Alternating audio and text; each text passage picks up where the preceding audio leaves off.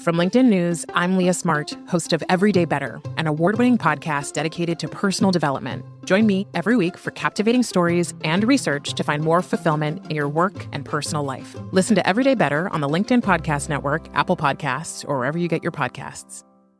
From LinkedIn News, I'm Jessie Hempel, host of the Hello Monday podcast. Start your week with the Hello Monday podcast. We'll navigate career pivots. We'll learn where happiness fits in. Listen to Hello Monday with me, Jessie Hempel, on the LinkedIn Podcast Network or wherever you get your podcasts. Hello, my friends, and welcome to another exciting episode of Negotiate Anything. Negotiate Anything is produced by the American Negotiation Institute, and with over 3 million downloads and listeners in over 180 countries, listeners just like you have made it the #1 negotiation podcast in the world. I'm Kwame Christian, and I'm the director of the American Negotiation Institute. We're growing, and I want to introduce you to our new team members and new trainers. This will give you new and diverse perspectives on negotiation and conflict resolution. And that's why Shane Martin, our head of sales and partnerships, is going to serve as co-host of the show from time to time. We're excited to continue to provide you with the best content that will help to make your difficult conversations easier, both at work and at home. Lastly, our team conducts negotiation and conflict resolution trainings in the United States and abroad. Our trainings will give you the practical skills you need to resolve conflict, negotiate, lead, and persuade with confidence. Click the link in the description below to learn more about how we can make your difficult conversations easier. James, thanks for joining us today. Well, thanks for having me. I'm happy to be here. Yeah, it's a pleasure to have you, my friend. So how about you get us started by telling us a little bit about yourself and what you do?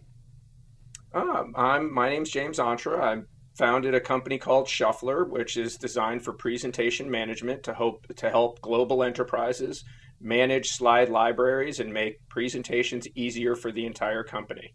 I have been doing presentations for 25 years, since CD-ROM technology and high-end animations in the 2000s to cheap animations after YouTube to bringing it to presentation management today. This is great. And listeners, you are in for a treat. James and I were chatting beforehand, and he already blew my mind. So I know you're going to get a lot out of this too. And so the two things we're going to talk about today are introducing the concept of presentation management, and then talking about how we can use storytelling to be better closers and persuaders during our negotiations. And so let's talk about this concept of presentation management, because I think now more than ever, this is incredibly important as it relates to what we're doing and how we're living in the business world today. So let's just introduce that concept and then we'll start there. Yeah, great. It's a form of content management where every file, every Word document, every PowerPoint, every video, every image is formatted to present. So you see it as an image in your library. Every PowerPoint, you just see all the slides. When you can see all your files as slides, they're easier to search, easier to find, and in presentation management, you just drag anyone you see into your slide tray and hit save, and you're assembling a new presentation, a new slideshow. Think of Amazon, but for slides. And if all those slides were on point for your company, think of how easy it would be to assemble a presentation. All the time you spent hunting and pecking, opening and closing. Is that marketing V2? Oh, do you have that slide you did last summer where everyone applauded? Yay! Did you? And then you're looking for it and we forgot, and I finally find it and it's got the last logo and it's not the same. And legal says I can't say this anymore, so I have to submit it to someone else for approval. And no one knows who's saying what to whom, when, and where. When arguably presentations are more valuable to the sale than all that TV advertising combined. Because if I'm sitting belly to belly with you right now and you don't trust what's over my shoulder, I don't care how good your TV ad is. You're not going to make the sale. But if your TV ad's great and brought me in and I blew the trust and confidence in my presentation, you're not going to make the sale either. Presentations are the ultimate bottom of the funnel. And for some reason, we have never managed them as a communication tool. We manage every communication medium out there, TV, radio. We know every single second you spent on what page, on what website, where you clicked, how long you went. Did you send it out of your email or not? But for some reason, there's no data on presentations. That's presentation management. It's managing the life cycle on a global enterprise for presentation communication. Wow. And so let's start off with two things. First of all, you could see my face. Listeners probably couldn't because this is a podcast, but you could see that I was reliving trauma as you were talking about hunting down slides because with the trainings that we do, I mean, this is a daily type of thing, and it is crazy how challenging it can be making these tweaks, finding old presentations and whatnot. So 100%, this makes so much sense because it keeps it organized. We can focus more time on the content and delivery and not as much time as hunting for the right slide. And then the other part is just recognizing how important this is as a tool of marketing, because I think everybody can recognize that, yes, this is part of the sales process. We might be doing a pitch, but I really like your approach of thinking about it in terms of marketing, a marketing opportunity. And so when you think about this from a strategic perspective, a presentation, like a PowerPoint presentation, strategically, what is the benefit of thinking of it first as marketing versus sales? A singular benefit is right now marketing materials rarely get reused. In a presentation management environment, your posters, your designs, your big pitch for the big conference are all part of your presentation library. Therefore, it's searchable and anyone in your company can reuse it at any time. Most marketing dollars are thrown away after they're used once. This repurposes them as one. Secondly, if you think about it, if you made a presentation on your company and your whole presentation might be 250 slides, who you are, your history, where you were founded, the bios of the executives, the timeline, your products, your services, the London plant, the LA office, your case studies and everything. It might be 250 slides, everything. And if you get someone to sit through all of that, they would know everything about your company. But no one will ever do that. But if you have a published library of 250 slides and anyone in your company approved can say, man, I'm going to talk about the London plant and our CEO went to the same college as the guy I'm pitching and they need to see the bio of our banking project because they're in banking as well. And I hit save, I'm ready to go to the meeting. In the middle of the meeting, I'm telling you about banking. And you go, it's more finance than banking. And I'm like, God, I had a slide on finance. I have a slide on finance. I can bring it up instantly, just like I'm showing you another image on my cell phone. And suddenly my presentation is following the conversation, not forcing the conversation, which is a critical situation in making the sale and negotiating. Yeah. Absolutely. And James, correct me if I'm wrong, because I'm thinking about the general applicability of this too, because for sure in sales, for sure in negotiations, this is going to be powerful, but people every day in the corporate world are making presentations for different reasons. And it sounds like this concept of presentation management would apply there as well. Well, yeah, you could, 8 people in HR use it for onboarding because you can update the presentation and you'll know what slides are being used. It's like a library. If you have a book in a library, and someone updates that book and they go and take the book off the shelf and put a new one in there, from that day forward, everyone is pulling pages out of the new book. If you manage your slides in the same way in a published area, everyone is always up to date, presenting the most up to date stuff. And that just feeds into what you said. Absolutely. Oh, that's great. And now let's transition into the storytelling aspect of this, because this is critical as it relates to our ability to persuade and connect with other people. And so when we think about storytelling in the business world, when it comes to sales and negotiation, what does that look like to you? To me, I see it as cinematic storytelling. I see it as you take your first step to connect emotionally with your audience. And when you've properly connected, they will dig out the data and reinforcement that your next slides, your logical slides are coming in to reinforce it. Much like when we spoke right here and I said, you ever hunt and peck and gone through the presentations or whatever to find your slide? And you said, God, I was having a moment. I was connecting with you emotionally. Once you were connected emotionally, you're like, gosh, God, I can reuse slides. Aren't there numbers on that? The top salespeople, you start going through it because you reinforce what you've already bought yourself into because you emotionally connected with it. You can use this analogy in cinema. You can watch movies and you'll see that almost every great movie grabs you emotionally right out the chute. There's a big change in life. Someone dies, someone has a divorce, someone moves away, some grand change happens, and then the story starts. That should be the way you look at presentations. If you've got a slide library, you're now looking at each presentation's a story, every slide's a scene. When every slide's a scene, you can look at that scene and go, I want people to feel emotionally sad about the leaky pipe on the slide. I made that up. I'm just saying. And then you know where you're bringing your audience. And if you start giving that focus to each slide in your library, everyone out in the field is pulling from these slides. They start driving to the same area.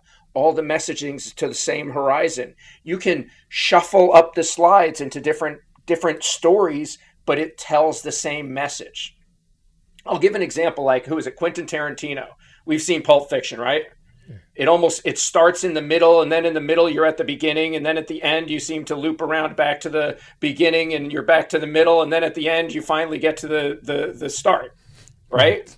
He's got all these scenes, but it's almost like he took those scenes. If you shuffled them and put them into a regular chronological order, would it be the same story? Mm-hmm. It would have the same feel. It might not go the same route, but you're going to the same horizon. If your slides are a scene and all your slides, remember, a video is just another slide. Drag that in. I want to see the next video play. These are all real powerful things. Here's an example. Emotional selling versus data statistic reinforcement selling.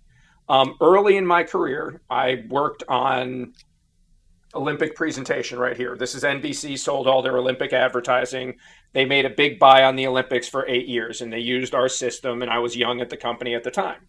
And they brought it in, and they're like, what's the difference between a $1 billion endorsement and a $2 billion endorsement? And they're like, well, they're numbers and stuff. He goes, give them the Kerry Strug video. Give them the Muhammad Ali video. What does that mean?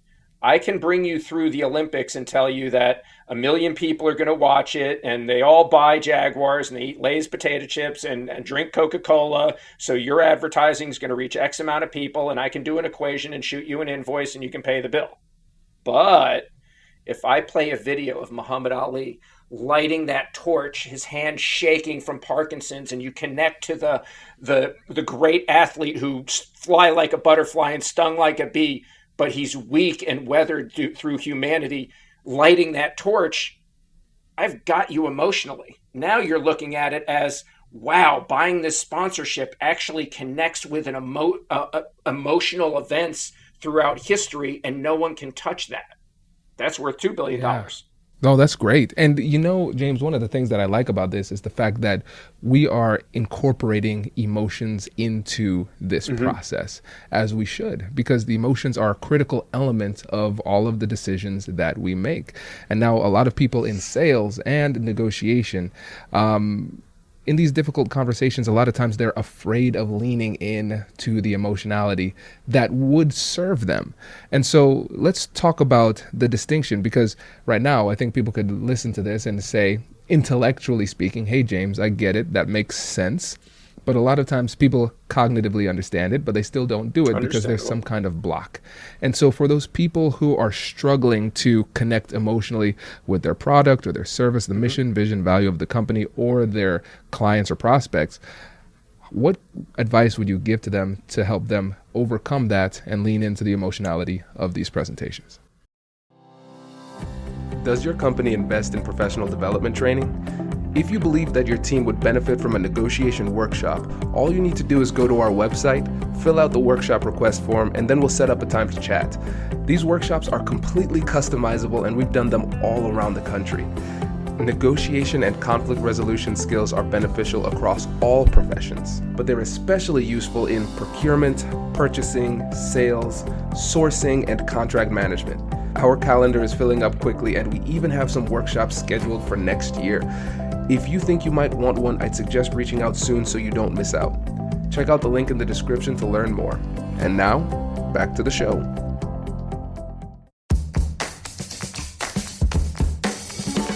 you! I'm Andrew Seaman.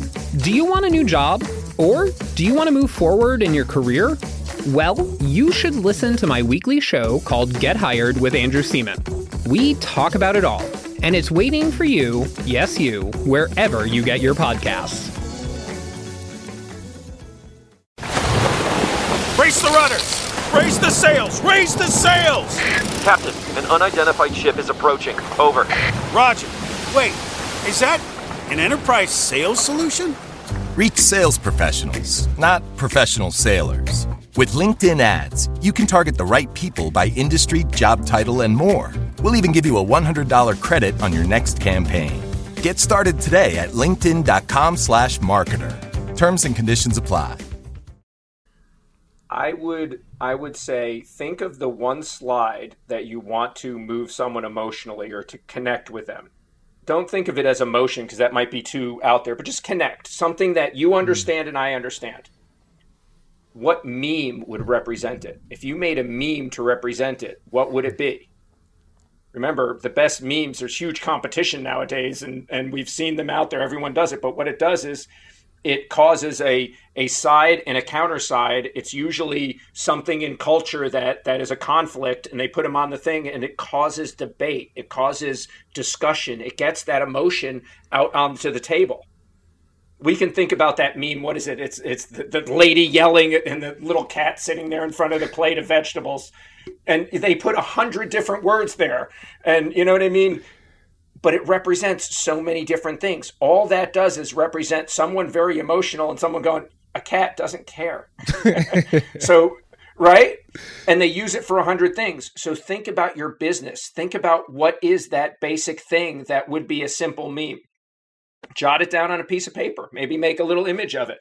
Because that might be the simple thing that causes the discussion that allows that connection to happen.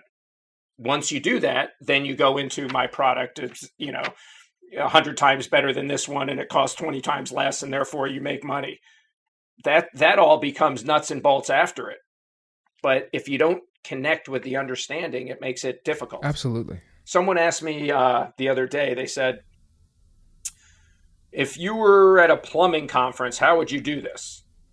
And I said, well, I would just think about a picture of a pipe under the kitchen sink, and I would turn the sound up real high, and it would go drip, drip, drip, drip, and I would let it drip until everyone's looking at me like, when is this going to stop? And then I would say, you hear that? That is your cash register ringing. How are we going to fix it? And you make the connection between the two, because as a plumber, you're there to make a living, and, oh God, it's leaking. It's usually tearing together. And if you're in an industry where you know your audience, you know what it is, pick something that way. If you're in the tool business, you might be grease in the garage. If you're a cook, it might be burnt butter. I'm making all this up. I don't know.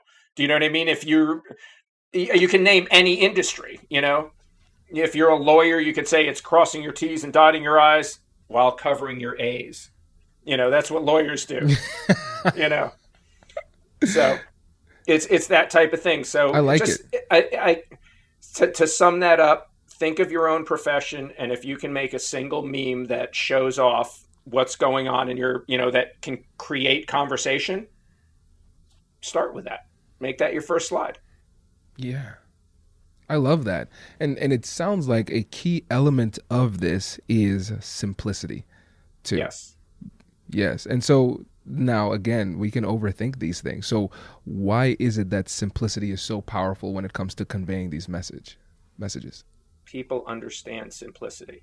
The more complex you get, the more they distrust you. If I can under something very simple, you get it. You know what I mean? They say dumb it down, keep it simple. I find the more complex something gets, the more I want to pull away from it. How about this? Yeah. Steve Jobs, what did he do to the whole stereo system? Used to be 2 speakers, equalizer, 20 different knobs, a stereo, a record player, 2 cassette tapes, all that. And he said, no. It's one circular button on a little device. One button. Anyone before that would be going, no. There's 100 buttons. We've got an equalizer. No. He's like, no. One button. See how simple that one button on the iPad is? Think $2 trillion today. Right. Right. Yeah, it makes so much sense. And tell me if I'm off on this. I like to get into my nerdy psychological mode, but let's see where I go with this. So when it comes to emotions and the tie of simplicity to emotions, it's easy to understand. But as we start to make these pitches more complicated, and as we try to connect with people, but we do it in a way that's a little bit more difficult to understand, to me it seems as though what we're doing is we're taking them out of that emotional state and moving them to a state where they have to process at a high level. And so even though we're trying to connect emotionally with them, it's difficult for us to do that because they need to process at a high level. So it takes them out of that emotional type of mode. There's a place for both of those type of things. I find you start with emotion. When you've connected, then you go into logic and reason. Logic and reason can get into incredible technical detail that, you know what I mean, can just go on for days and days. And that might be appropriate in a lot of situations. But I find that if you connect, and it might just be one slide, it might be simple enough. Think of people who just speak. They connect with the audience by telling a joke in the beginning. Once they've connected, they go, "Oh, hi, I'm James, and I'm here to talk about ABC." That's the same thing. You connect with them, it opens them up, it loosens it up. I strike a commonality with you. You have the same pain I do, so like we live, misery finds each other. Right. And that's a good thing. Find a pain point and join the person in that pain point. Yeah. Whatever it is in your industry, because every industry is built around a pain point. That's true. And when you without a pain point, no one pays money. Exactly. That's 100% true. And sometimes people are a bit apprehensive to kind of zero in and be laser focused on that pain. But really, the pain of change needs to be seen as less than the pain of staying in the same spot. And sometimes we need to help them to understand that too. It's a little bit of courage, of conviction, because if you're to be honest, if you really don't have the conviction to do your job and to sell your product, do something else. It's really because people will smell that on you like fear. If you really don't trust what's coming out of your mouth and what you're saying, I don't care if you're a Brad Pitt actor. People are smarter than you think they are. Right. Subtle confidence takes the cake. And by the way, when you're confident, you're short, you're brief, and you're elegant. We were talking about being concise to the point. If you're confident and you understand what you're doing, you don't have a need to try to over-convince people. Right. Because you say what it is and you say, that's it. That's it. Yeah, I like that. And when you think about the biggest mistakes that you've seen as it relates to storytelling within presentations, what are some of the biggest mistakes that people make that come to mind? Boring the crap out of your audience. And I'll give you a nuts and bolts, and that's just using too many words. If you can, bring images, bring a short animation, make something move, try to get your logo to spin around very quietly or something, because people are trained to watch 10,000 images in like two minutes nowadays. Pick up your phone, there's 22 videos coming off it. Watch a commercial on TV, and in 30 seconds, you've got 90 images coming at you, flash, flash, flash, flash, flash. And they think you're going to sit and digest something. So you just got to be prepared that you don't bore the crap out of them. And the easiest way to bore someone is to write too many words on the slide. Yeah, 100%. Even if you have to say it, even if you have to say those words, try to find a way to do it give a little visual to it. Right. How would you make someone smile? If you make someone smile, you make their day. You make them happy. It's better than the opposite. Absolutely. And that's a very interesting question, because that's a really interesting question, because I think, and I'd love to hear your thoughts on this, because I think a strategic mistake when it comes to how people build these presentations, they think about the information that they want to convey, and they don't think about how they want people to feel as they walk with you through the journey. That's right. Well, I think the key there is journey. People don't get the same emotion out of every scene. If I constantly made you mad in 10 scenes in a row, you wouldn't feel good. If I made you feel sad in the beginning and then warmed you up and showed something that was cute and loving and then showed a challenging, dangerous situation, then I scared you and then I came back with a warm, serene thing and said everything's going to be all right and I'm going to take care of you, you felt like you went on a journey. You emotionally you feel fulfilled. You feel like something went through it. If you are consistent on all of your scenes, remember, every presentation's a story, every slide's a scene. If you kind of track that a little bit on where you're bringing someone on your journey, in addition to the information you're giving them along the way, it makes a difference. Think of a nursery rhyme.